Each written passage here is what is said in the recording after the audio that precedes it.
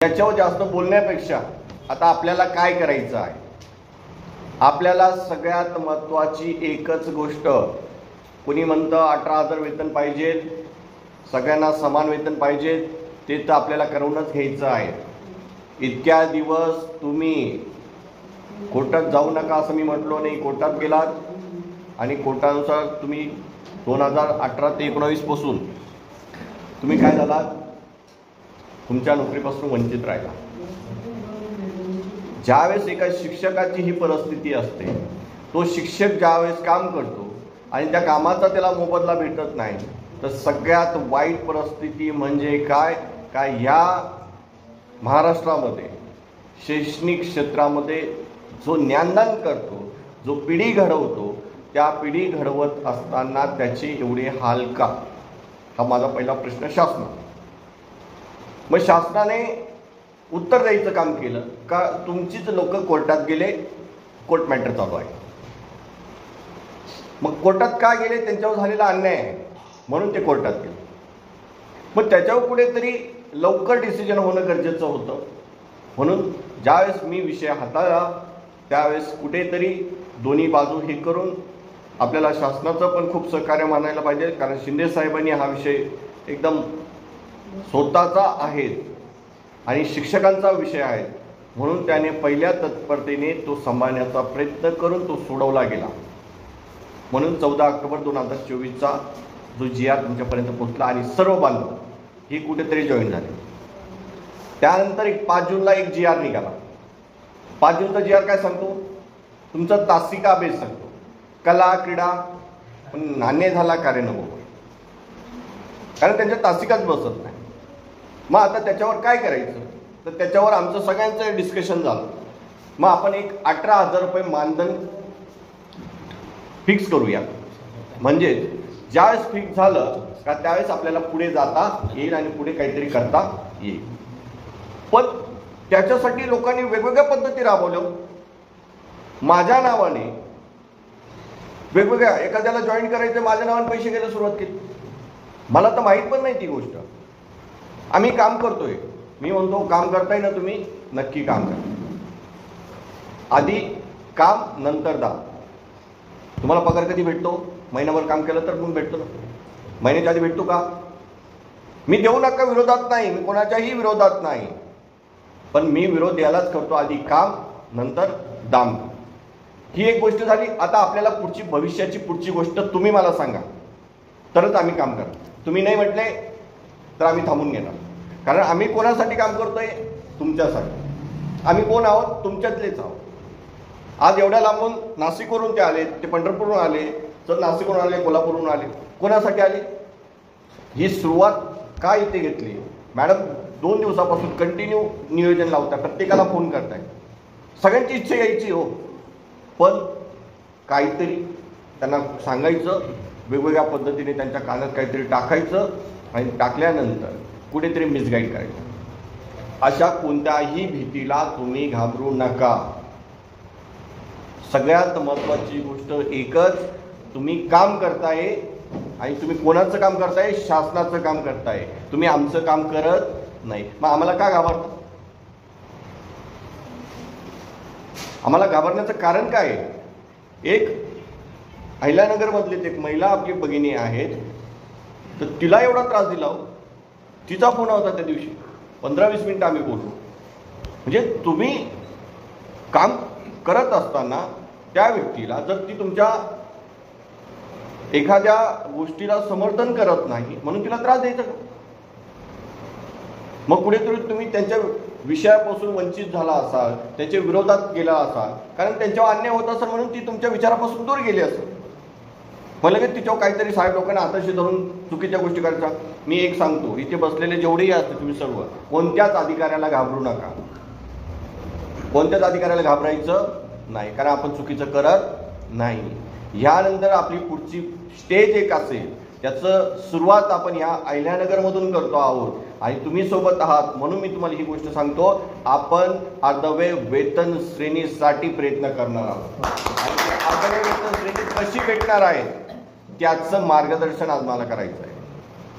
इतके दिवस तुम्हाला MPSC होतं, MPSC म्हणजे केंद्र तुम्हाला 65% असतील, 35% राज्य शासन देत होतं. 14 ऑक्टोबरचा GR पडल्यापासून केंद्राने पैसा देणं बंद केलं. तुमचे पैसे केंद्राने ऑलरेडी दिलेले होते, तुमच्या या 5 वर्षाचे पैसे दिलेले होते, पण तुम्हीच कामाला नव्हता. तुम्हाला कामाला कोणी काढलं? कामावरून काढलं कोणी? स्टेटस को ऑर्डर होती, राज्य शासनाने काढलं. आहे का पुरावा तुमच्याकडे? राज्य शासनाचं लेटर, आम्ही तुम्हाला कामावर घेऊ शकत नाही असं लेटर आहे का? आहे का? मग कसं काय राज्य शासनाचं कसं काय होईल? तुम्ही कामावर गेले नाही. माझ्यासारख्याकडे आज मी रोज कामावर जाऊन बसलो असतो, रोज मी फोटो काढले असते. मी कामावर येऊ नये ना, मला त्या मुख्याध्यापकाने लेटर द्या. मुख्याध्यापकाला कोणाचं लेटर पाहिजे? जिल्हा परिषदेचं. जिल्हा परिषदेचं लेटर जे असतं ती MPSC सांगण्याला कोण असतं? राज्य शासन. असं एखादं लेटर द्या मला आजपर्यंत. आहे का? मग तुम्ही का नाही गेले? कारण तुम्हाला कोणतरी मिसगाईड केलं, तुम्हाला कोणतरी सांगितलं गेलं. कोर्टाने स्टेटस को आणला, फक्त 45 लोकांसाठी होता. किती लोकांसाठी होता? 45. तुमच्यासाठी नव्हता. आज तुमचा लढा चालू आहे कोर्टातही लढा, बिनधास्त लढा. पण कोर्ट सांगत नाही का तुमची नोकरीवर कधीही गदा आणत नाही. कोणताही आजपर्यंत कायदा असा नाही का एखाद्यावर अन्याय होत असेल, तो अन्याय झालेला असेल तर अन्यायाविरुद्ध आपण न्याय मागतोय, त्याला न्याय देण्याचं काम करतं, पण कोणाच्या पोटावर मारत नाही. म्हणून आज त्या स्टेटस को तुमचे 2018 पासून आतापर्यंत तुम्हाला एकही नियुक्ती भेटली. ह्यानंतर आता तुम्ही इथे बघताय, आता हे आपल्याकडे काही GR आहे, तुम्ही वाचले असेल, पण जे नेते लोक खरे आहेत त्यांना म्हणा एकदा GR वाचावं. 14 ऑक्टोबर 2024चा GR पडला, मला फोन आले, सर काम झालं, सर काम झालं, आणि लगेच 10व्या मिनिटाला फोन आला, सर 3च महिन्याची ऑर्डर भेटली. किती महिन्याची ऑर्डर भेटली? 3 महिन्याची ऑर्डर भेटली. म्हटलं ओके, 3 महिन्याची ऑर्डर तुम्हाला भेटलेली आहे, तुम्ही आता फक्त जॉईन व्हा. पण तुम्ही आधी GR वाचा, कागद काय आहे तो बघा. 3 महिन्यानंतर तुमचं ऑटोमॅटिक कंटिन्युएशन होणार आहे आणि त्यासाठी शासनाला तो पैसा मंजूर करावा लागतो.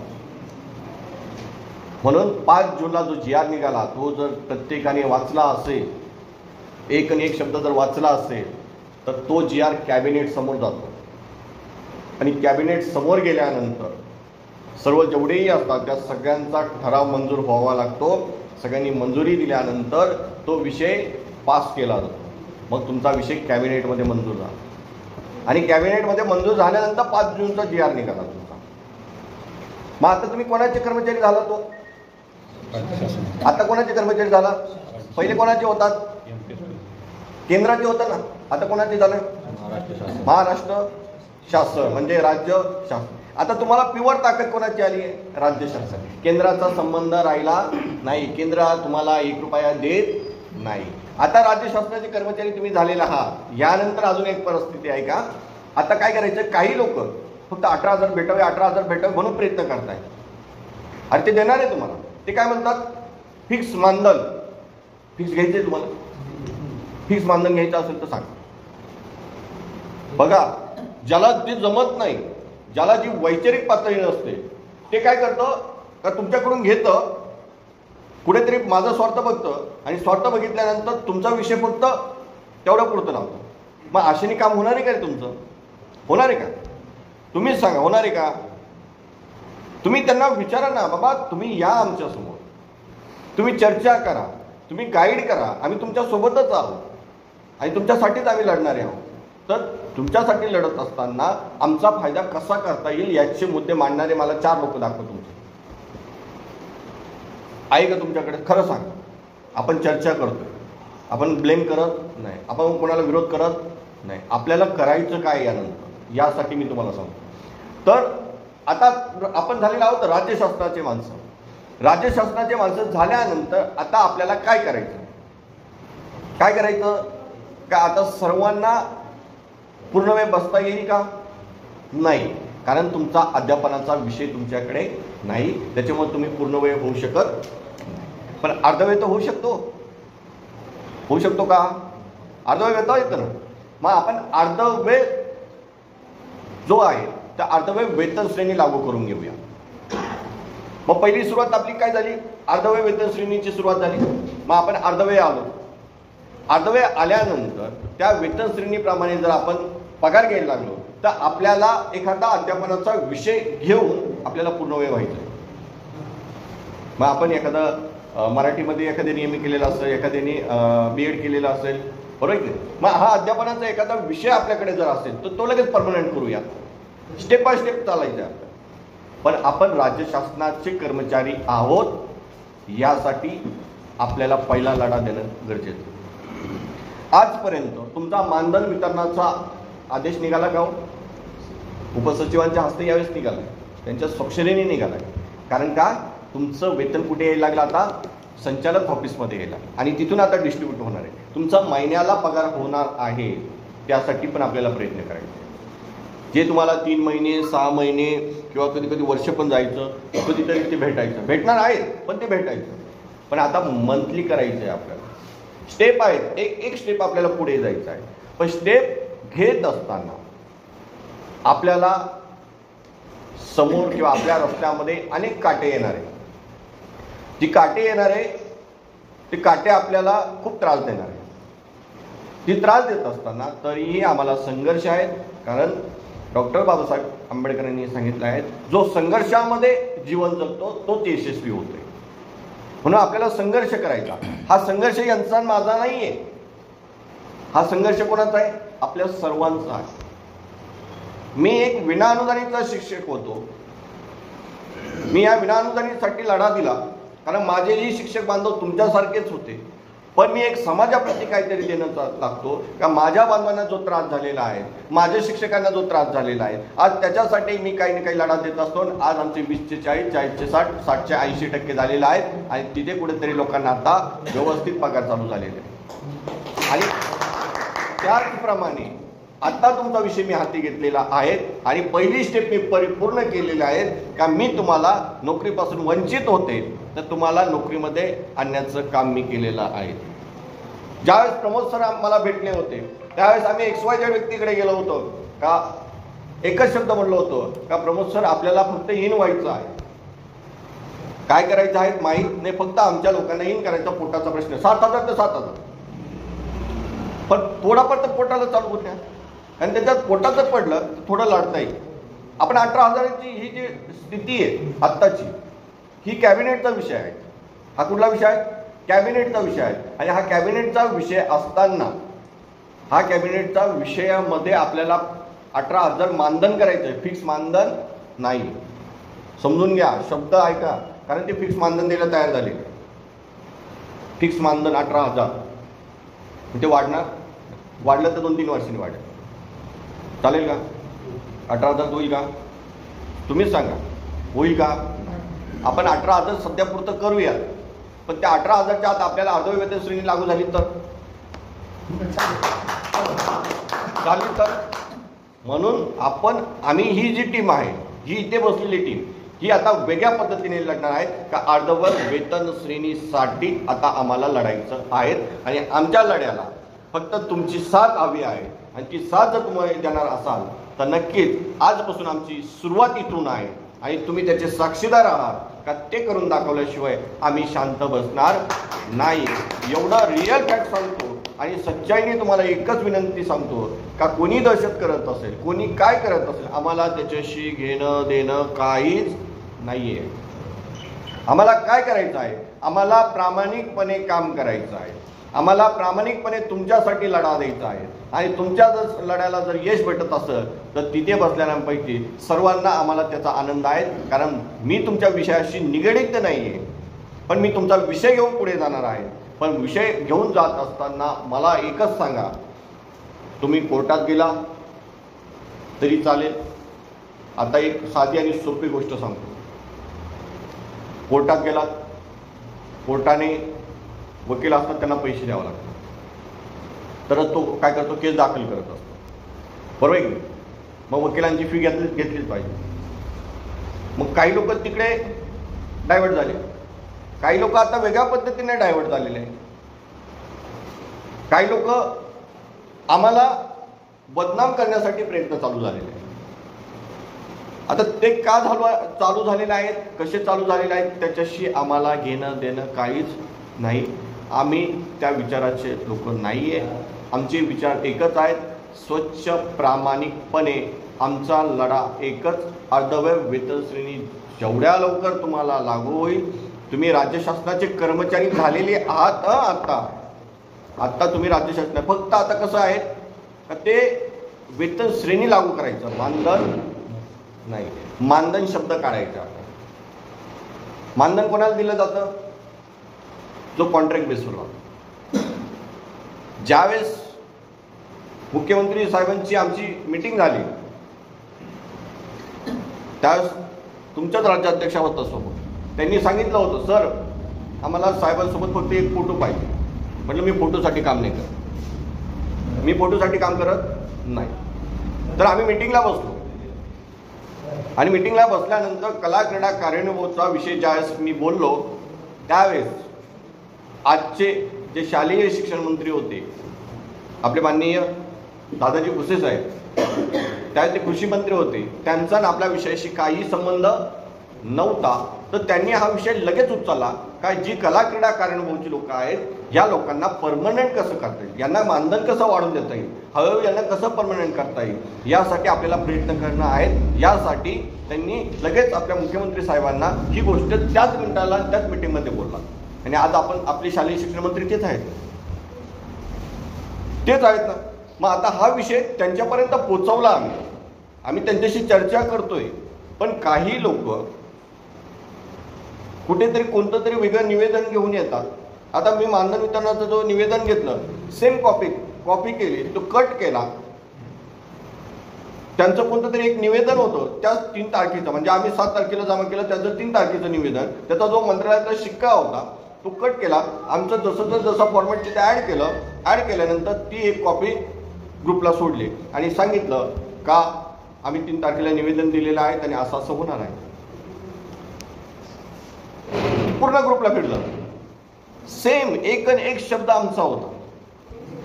आणि जर शब्द आमचा होता, निवेदन आमचं होतं, पण शिक्का कधीचा होता? 3 तारखेला. आणि मानधन वितरणाचा GR पडला 20 तारखेला. किती तारखेला? 20 तारखेला. मग पडल्यानंतर श्रेय कोणी घेतलं? पण ते जे निवेदन होतं ते कोणीतरी राजेंद्र मोहिते नावाने होतं आणि ते होतं पुणेमध्ये शिरूर महानगरपालिकेसाठी ज्या शाळा आहेत त्यांचं एक निवेदन होतं. त्याचं माझ्याकडे आजही ते निवेदन आहेत आणि आपलं निवेदन आहे. फक्त शिक्का उचलला आणि त्यांनी ते कट ऑफ केलं. बघा, श्रेय घ्या ना तुम्ही. आम्ही म्हणतो आम्हाला श्रेय पण देऊ नका. 14 ऑक्टोबर 2024 GR काढला की नाही? कधी माझं नाव आलं का ग्रुपला? कधी आलं का? फोटो आला का माझा? मी कधी म्हटलो का सर माझं नाव घ्या मग ग्रुपला टाका? विचारा कधी म्हटलो? कधी? मी काम करत होतो, मला काम करायचं. अजून एक गोष्ट, ज्यावेळेस कोर्टाने निर्णय दिला 1923 लोक जॉईन करा, त्यावेळेस कोर्टाने निर्णय दिल्यानंतर दुसरी गोष्ट अशी झाली की जे कोर्टाबाहेरील लोक होते यांना आता जॉईन कसं करायचं. मग त्यासाठी एक पत्र काढलं होतं. तर त्या पत्रामध्ये निर्देश देण्यात येत आहेत असा शब्द होता. काय होता? निर्देश देण्यात येत आहे. म्हणून खालचे अधिकारी काय म्हणायचा, हा निर्देश शब्द काढून टाका आणि आदेश शब्द तिथे आणा. आदेश शब्द आणला काय होईल का, जर आदेश शब्द आला तर आम्ही लगेच तुम्हाला ऑर्डर देऊ. मग त्यावेळेस सुनील सर माझ्यासोबत होते, तुषार महाजन साहेबांच्या कॅबिनला होते. म्हटलं साहेब इथे फक्त निर्देश आहेत तर आदेश द्या. साहेब हसायला लागले. साहेब काय केलं? हसायला लागले. निर्देश आणि आदेशमध्ये फरक का? म्हटलं तुमचेच अधिकारी सांगतात, त्यांना तेवढं समजत नाही. तर आपल्याला त्यावेळेस त्या पत्रानुसार ऑर्डरी भेटल्या नाही. जे होतं ते चांगल्यासाठीच होतं. 3 महिने गेलं, सबर का फल मीठा रहता है. ज्यावेळेस 3 महिन्यानंतर 4 महिन्यानंतर जो एक प्रॉपर चॅनलने जो एक शासन आदेश आपल्याकडे आला, तर त्या शासन आदेशामध्ये तुमची ऑर्डर ही कंटिन्युएशन आहे. तुम्हाला कुठेही कोणीही ब्रेक देऊ शकत नाही. तुम्हाला दुसरी गोष्ट, सेवा संरक्षण लागू झालेलं आहे. म्हणजे तुमच्या शाळेवर RTEच्या नियमानुसार पटसंख्या जर कमी झालेली असेल त्या पटसंख्या कमी झाल्यानंतर त्या व्यक्तीचं पद तिथे लॅप्स होत असतं, म्हणजे तो तिथे जॉईन होऊ शकत नाही. पण तो व्यक्ती जिथे 100 पटसंख्या असेल तिथे तो काय होऊ शकतो, जॉईन होऊ शकतो. मग त्याला असं नाही का ही शाळा पाहिजे ती शाळा पाहिजे, फक्त त्याने कंटिन्युएशन काम केलेलं असलं पाहिजे.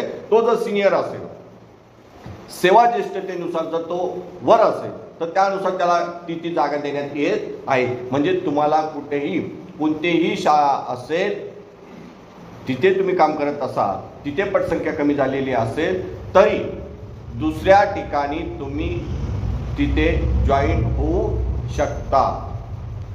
मग तुम्हाला फक्त तुमचा जिल्हा नाही, जिल्ह्याच्या बाहेर सुद्धा तुम्ही जॉईन होऊ शकता. हे आधी होतं का?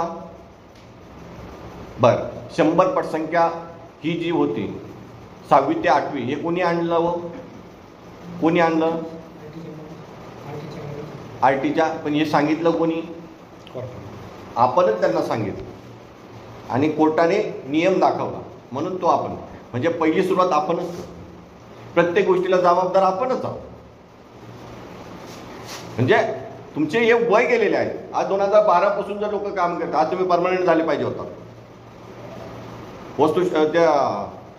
वस्ती शाळा होतात ते लोक जॉईन झाले, 4,500 लोक होते, तुमचे 7,000 पद होते. फक्त तुम्ही कंटिन्युएशन मध्ये कशात असले पाहिजे होतात, सेवेमध्ये असला पाहिजे. शासन तुमचं नक्कीच विचार करा. शासन कोणासाठी हो? तुमच्यासाठी, म्हणजे आपल्या सर्वांसाठी आहे.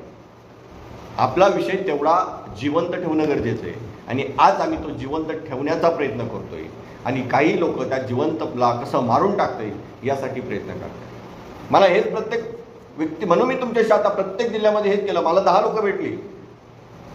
तुम्ही माझ्यासोबत या मी म्हणणार नाही, पण माझा जो प्रवास चालू झालेला आहे, जो रस्ता मी निवडलेला आहे, त्या रस्त्यामध्ये काही चुकीचे असतील, काही वेगळा असेल, काही चुकीचा मार्ग असेल तर तुम्ही मला सांगू शकता का सर हा मार्ग चुकीचा आहे, किंवा काही सांगू शकता सर नाही हा मार्ग बरोबर आहे, आम्ही तुमच्यासोबत येऊ शकतो, तर ते माझ्यासोबत येणार. पण कोणत्याही चुकीच्या भूलथापांना तुम्ही बळी पडू नका. आज तुम्ही एवढ्या लांबून इथे आलात ना, त्याचा फायदा एकच आहे, तुमचा वेळ वाया जाऊ देणार नाही. तुमच्या प्रत्येकाचे, तुम्ही आज फॅमिली सोडून आलेला आहात, कोणी काय काम सोडून इथे आलेलं आहे, कोण कसं आलेलं आहे, येताना काय अडचणी झालेल्या आहेत, या सर्व गोष्टींचा जर विचार केला तर त्या विचाराने तुम्हीच म्हणाल का आपण ती मीटिंग अहिल्यानगरला केली होती तर तिथे काहीतरी आम्ही घेतलं आणि त्यानुसार आपली सुरुवात, आपल्यामध्ये बदल दर्शवतो आणि तो बदल आजपासून आम्ही चालू केला आहे. आणि तो बदल आपल्याला चालू करत असताना एकच का आपण खऱ्या अर्थाने लाख किती काही असो, तुमचे जेवढेही पद असतील, पण प्रत्येकाने एक माझी पटसंख्या कमी होणार नाही याच्यासाठी पहिला प्रयत्न करा. त्यानंतर पटसंख्या असेल, त्या पटसंख्येबरोबर अजून एक गोष्ट तुम्हाला सांगतो का आपल्याला हळूहळू एक स्टेप